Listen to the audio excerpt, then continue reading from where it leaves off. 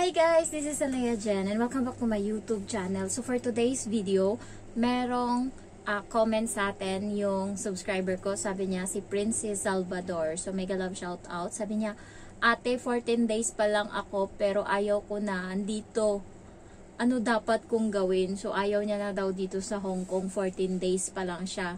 Ayan yung sinasabi ko sa inyo na bago kayo mag-apply papunta dito, dapat yung mental mo, physical, emotional, lahat-lahat is dapat prepared. Kasi pagdating dito, hindi ka buhay prinsesa.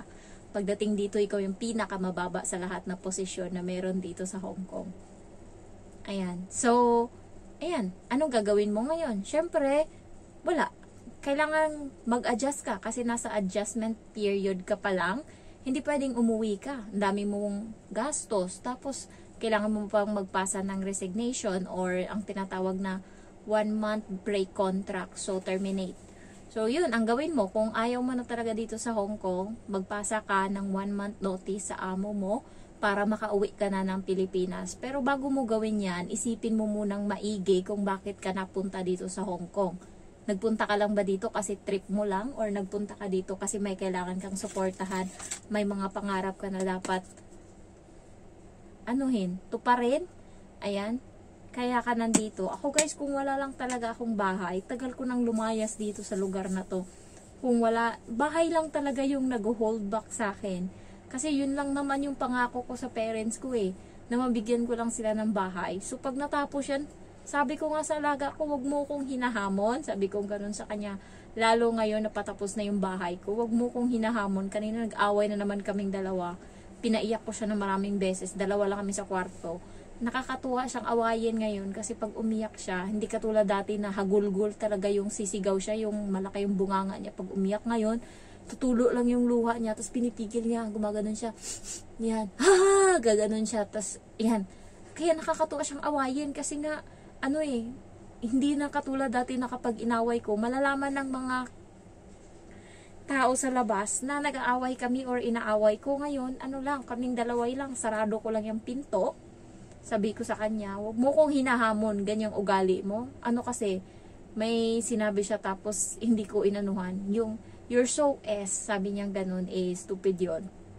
Sabi ko ganun sa kanya, wag mo kong ginaganyan-ganyan, mas mahaba yung taon na nag-aral ako kaysa sa ikaw. Ginanon ko siya talaga. Baka ikaw, sabi kong gano'n, nag-away kaming dalawa, pinatulan ko talaga. Ayoko nang marinig ng ganyang salita, sabi kong gano'n. Kaya umiyak siya kasi nga hindi siya makalusot-lusot sa akin kanina. Sabi ko, wag mo kong hinahamon. Kahit anong oras kaya kong umuwi. Naalala mo? Nung namatay yung ate ko, sinabi kong uuwi ako. Sabi ko talagang gano'n sa kanya, kaya napaiyak siya. Sabi ko, kung hindi ka titigil sa ganyang salita mo, sabihin ko sa nanay mo. Sabi kong gano'n sa kanya. Takot yan pagka ganyan. Kasi pagka nagsabi ako sa nanay, talagang yung nanay din, pagalitan agad yan, kaya takot yung bata pag sinabi kong magsusumbong ako. Kaya, ang nag-hold back lang sa akin para tumagal pa dito sa Hong Kong is yung bahay ko, yung savings ko. Tsaka, naglo-look forward ako, lalo pag nakikita ko yung Palawan Pawn Shop, ang daming mga nagsanla na hindi nakuha, tapos ang gaganda ng style. Siguro iniisip ko, isang buwan, 3 kwintas na yung mabili ko kung iisipin, o 2 kwintas na, o makailan ako nun, diba? So, yan yung nilulook forward ko. Kaya, yung 14 days mo na yan, tiisin mo yan kasi dito sa Hong Kong, wala naman talagang madaling trabaho Nandyan ka pa sa period na pagod ka. Nandyan ka pa yung bugbog ka. Alam mo yung hindi mo pa alam yung diskarte. Alam nyo guys, napansin ko kanina, dati diba, sinasabi ko sa inyo na kapag naglilinis ako sa bahay ng amo ko, inaabot ako ng 2:00 ng hapon bago ako matapos sa lahat ng ginagawa ko. Pero kanina, kailangan kong matapos ng maaga kasi ako yung magsusundo ng bata. Kasi birthday ngayon ng amo kong lalaki and nag-hotel silang dalawa ng amo kong babae, pinabayaan yung bata. So ako yung sumundo. 12:00, umalis na ako ng bahay. So 11, tapos na ako sa trabaho ko. Paano ko nagawa yun? Hindi ko rin alam. Basta nagawa ko siya guys. I'm so proud to myself. First time nangyari. Ang bilis-bilis ko kanina.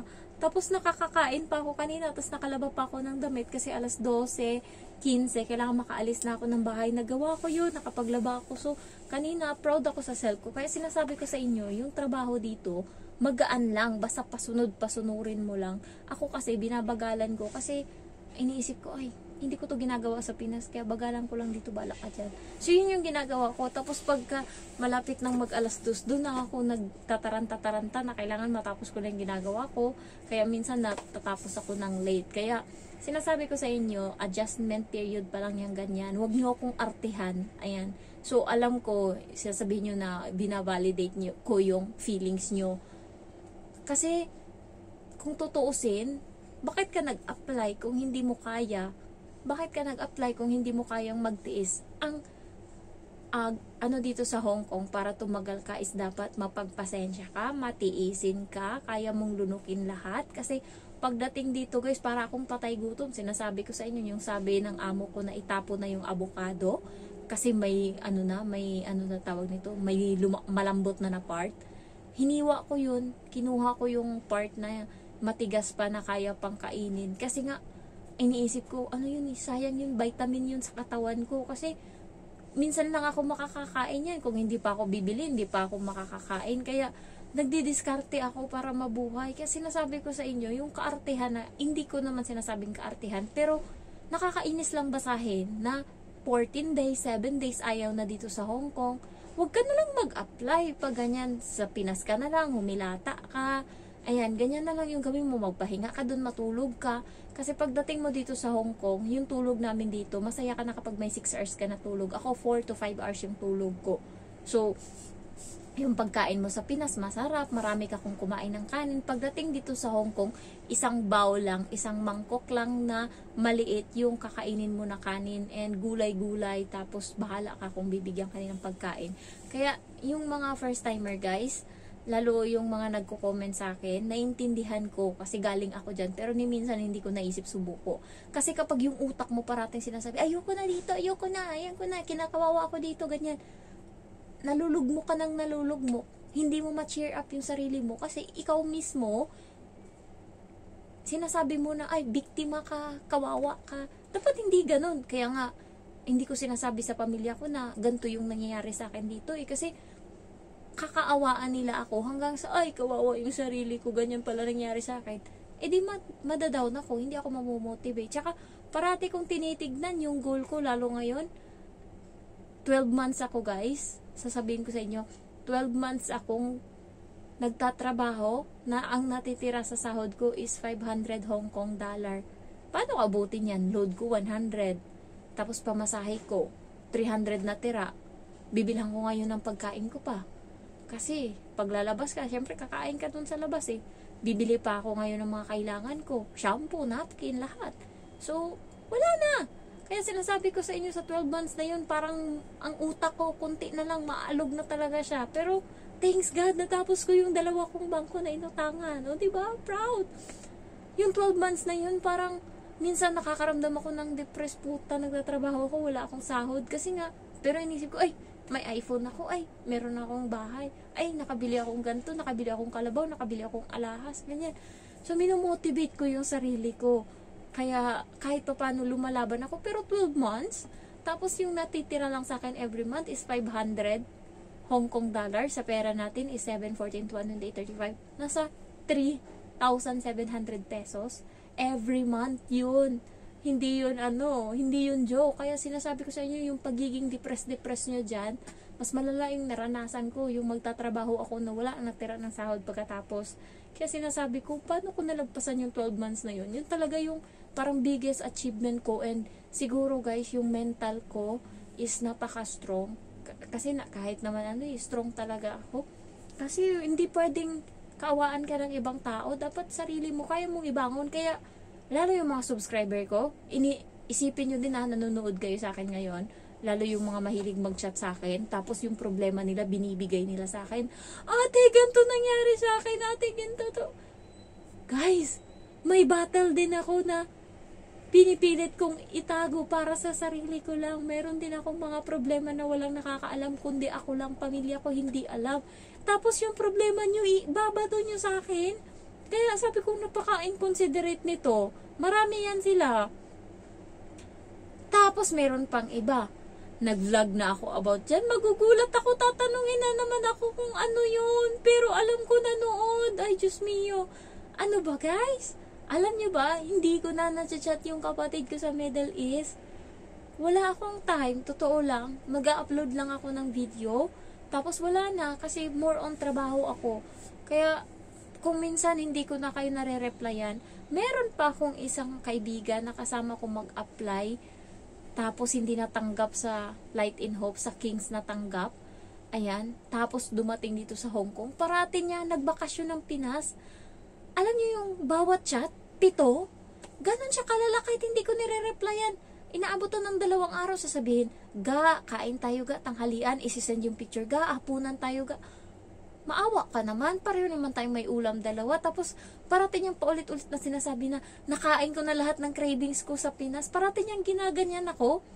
Pag nagchat-chat, gusto ko, hindi pa lang makaramdam ng hiya to. Na kahit hindi ko nire-replyan is todo pa rin yung chat. Tapos, ang nainis lang ako sa kanya, nung nagbakasyon, hindi nagbakasyon, nung umuwi ako sa Pinas kasi namatay yung ate ko. Alam mo ba yung tawag siya ng tawag? Hindi ko maintindihan kung ano gusto niyang parating.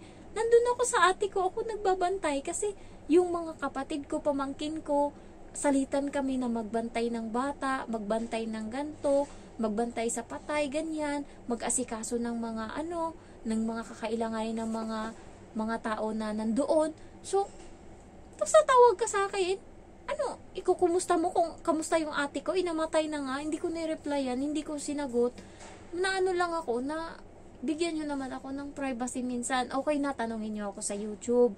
Tanungin nyo ako kung importante. Pero yung, nasagot ko na yung chat nyo ngayon sa akin. Magpa-follow up na naman kayo. Parang ginawa nyo na akong kaibigan nyo, guys. Set your boundaries kasi iba-iba tayo ng battle sa buhay. Ako, subscribe, vlogger ako. Kahit hindi naman masyado. Pero, nandun din ang trabaho ko dito. Kailangan kong asikasuhin marami. And mabagal ako kumilos. May pamilya din ako. Yung kapatid ko sa Middle East, inaabot pa ng 3 araw bago ko ma-replyan yung chat niya.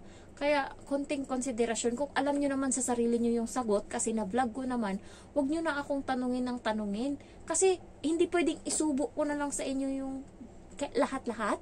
Kailangan, ako guys, alam ko lahat. Hindi naman sa lahat-lahat. Pero mostly alam ko, kung hindi ko kayang sagutin sa mga vlog ng ibang tao na pinapanood ko, nag-google ako. Nandyan si Google, hindi yan bobo. Lahat nandyan. So, Google parati yung tinatakbuhan ko. Bakit kayo? Ako yung tinatakbuhan nyo. Tapos, ang ginagawa ko, ginugoogle ko rin yung isang sagot ko sa inyo, tapos sinesend ko sa taong nagtanong sa akin, yung Google. O ayan, isubo ko na sa'yo. Ako na nag-google para sa'yo. Nakakahiya naman. Tanong mo pa sa akin yan. Parang ganun ba?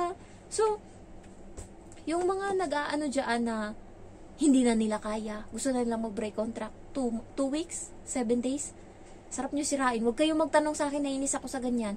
Kasi pare-pareho tayo dito, ako masosyal ako sa Pinas. Kung iisipin, hindi, kahit paghugas ng plato, big achievement na yan sa akin. Pero pagdating dito sa Hong Kong, sinet aside ko yung ganyan, nag-move, nag-step up ako, nakatulong ako dito. Nung una, nag-a-adjust, pero andun yung part na, katulong ako dito, hindi ako pwedeng ako yung umasang, na magreklamo ako. So, ginawa ko yung best ko. And everyday yan, mas nagiging best pa ako. Kaya nga sabi nila swerte daw nila sa akin. So, yun, hindi na ako pinakawalan. Kahit June pa ako magtatapos ng contract, March pa lang, nagpirmahan na kami. Kaya baka mainit pa yung ulo ko at umalis ako dito, maghanap ako ng mga puti na amo. Kaso natatakot din ako kasi hindi ako marunong maglinis. Dito lang sa bahay tinatanggap yung linis ko, sila lang. Baka sa ibang bahay, hindi satisfied. Ayoko ng ganun, lalo, kahit sabihin mong malaki yung sahod mo, yung responsibilidad mo naman, yung stress mo is mas malaki din. Okay na yung minimum ka, pero yung presence of mind or yung mental health mo is stable. Ayan, so okay na ako dun. Kahit sabihin mong pagod ako, hindi naman pare-pareho lahat ng amo. Merong pangit yung ganto nila, maganda yung ganto. Hindi pare-pareho kayo, wag nyong i-compare. And wag kayong maghanap ng hayahay kasi pumunta tayo dito para magtrabaho bilang katulong. Kung hindi mo kaya, umuwi kang Pilipinas. Magpasa ka ng resignation or wag mo kong tanungin kaya hindi kita sasagutin, bahala ka dyan. Hindi ko sinabi sa'yo pumunta ka dito, tas nung nandito ka, ako yung hasulin mo. Isubo ko pa sa'yo yung lahat-lahat, kung paano mag-break ng contract, kung paano maganyan, kung paano magganto. Shut up. Nakakainis yun. Vlogger ako, pero meron din akong set. Grabe naman kayo. respeto ba, ganun. So, maraming mga message sa akin. Yung iba is nare-replyan ko, yung iba hindi. Pero, mostly is nababasa ko yan. Yung iba kasi nonsense yung tanong, kaya hindi ko nire-replyan. Pero yung iba, hindi ko lang talaga ma-replyan kasi wala talaga akong time. Yan. So, natutuwa ako or nagte-thank you ako sa mga subscriber ko na pag may nagtanong na ibang subscriber, sinasagot nila, sila yung sumasagot. So, para sa akin, I thank you. Hindi ko na kailangang mag-explain or sumagot sa comment na to kasi meron ng isang subscriber ko na sumagot. So, thank you for that. Na-appreciate ko kayo. Salamat. So, ayun lang guys. Thank you for watching and saludo ako sa mga first timer na tumagal dito at nag-renew. Ang lalakas natin. So, thank you and I love you all. Bye-bye.